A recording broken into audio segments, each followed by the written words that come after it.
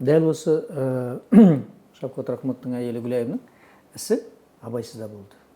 Мен ол істің бәрін зерттедім ғой. Ол жолда келе жатады, рульге ие бола алмайды, аударылады. Салдарынан 2 адам қайтыс болады. Біреуі туған әпкесі өзінің. Ол содан қатты стресс алады. Бірақ бұл 2 жәбірленуші де бұған кешірім береді. Соған қарамастан қазір 5 жыл берді. Ол кезде ол аяғы ауыр болды. Аллаға шүкір, жақында ғана қызды болды. Бұның кешемі хабарласты. Ал енді адами тұрғыда деген кезде, енді отбасы деп қарайықшы. Кез келген отбасыда түспеушілік болып жатады. Шыны керек, Шавкат мен жаман жігіт деп те айтпаймын. Екеуі де жаман емес. Шавкат бірнеше рет маған жұмысқа келді. Оған өзі ақылымды айттым, ағалық ақылымды айттым. Бір рет татуласқандай болды. Енді не болып жатқанын білмеймін, шыны керек. Оған енді ақыл айтқанда бүйтіп айтасың енді.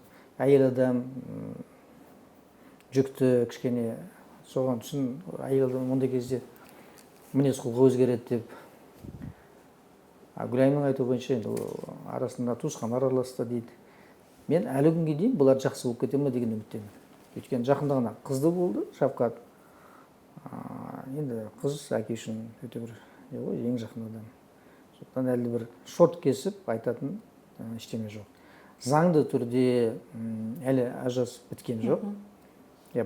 Бастады ажырасамыз деп берді. Сол кезде кейін екеуі татуласып, арыздар біз қайтарып алдық.